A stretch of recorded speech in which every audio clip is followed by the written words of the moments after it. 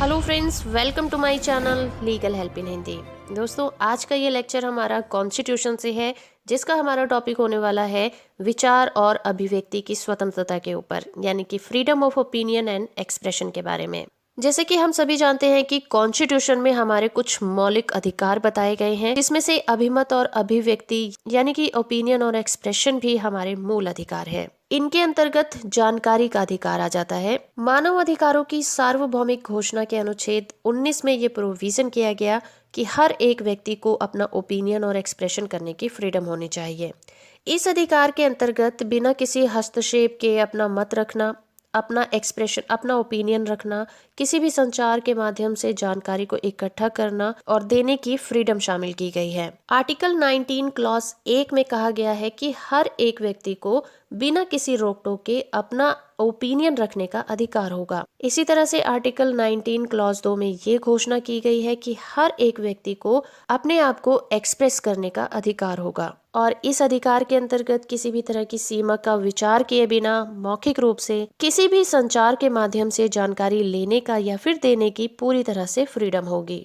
बोलना और एक्सप्रेस करने का मूल अधिकार भारतीय संविधान के आर्टिकल 19 क्लॉज 1 में बताया गया है और अभिव्यक्ति यानी कि एक्सप्रेस करने की फ्रीडम में प्रेस की फ्रीडम भी शामिल है। बोलने की फ्रीडम और एक्सप्रेस करने की फ्रीडम भारत में एक बहुत ही महत्वपूर्ण मौलिक अधिकार माना गया है, क्योंकि इसी के ऊपर बाकी सभी अधिकार डिपेंड करते हैं। एक्सप्रेस करने की फ्रीडम में किसी व्यक्ति के विचारों को किसी ऐसे जरिए से अभिव्यक्त करने को भी सम्मिलित किया गया है जिससे कि वो दूसरों तक अपनी बात को पहुंचा सके। इसके लिए चाहे तो वो किसी तरह के साइन का प्रयोग कर सकता है, अंकों का, चिन्हों का, किसी भी तरह की लैंग्वेज का प्रयोग कर सकता है, जो कि उसकी अभिव्यक्ति की यानी कि एक्सप्रेस करने की फ्रीडम कहलाती है। आर्टिकल 19 में जो अभिव्यक्ति शब्द यूज किया गया है वो इसके एरिया को बहुत ज्यादा बड़ा कर देता है। विचारों को व्यक्त करने के लिए जितने भी माध्यम यूज किए जा सकते हैं वो सब कुछ अभिव्यक्ति में आता है। भारत में भाषण देने की या फिर अभिव्यक्ति करने की स्वतंत्रता एक लोकतंत्र के लिए बहुत ही जरूरी मौलिक अधिकार है, या फिर यूं कहिए कि ही इसकी आधारशिला होती है, क्योंकि ऐसी फ्रीडम के बिना जनता अपना तर्क नहीं रख सकती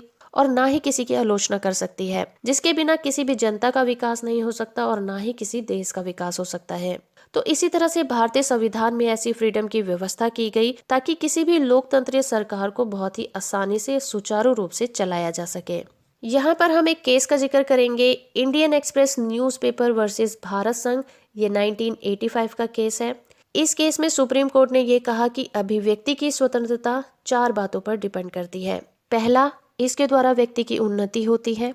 दूसरा, सत्य की खोज करने में आसानी हो जाती है। तीसरा, व्यक्ति को निर्णय लेने की क्षमता को मजबूत बना देता है। चौथा, ये स्थिरता और सामाजिक परिवर्तन में सामंजस्य स्थापित कर देता है। हमारा दूसरा केस है Sakal paper limited versus Bharat संघ। ये 1962 का केस है।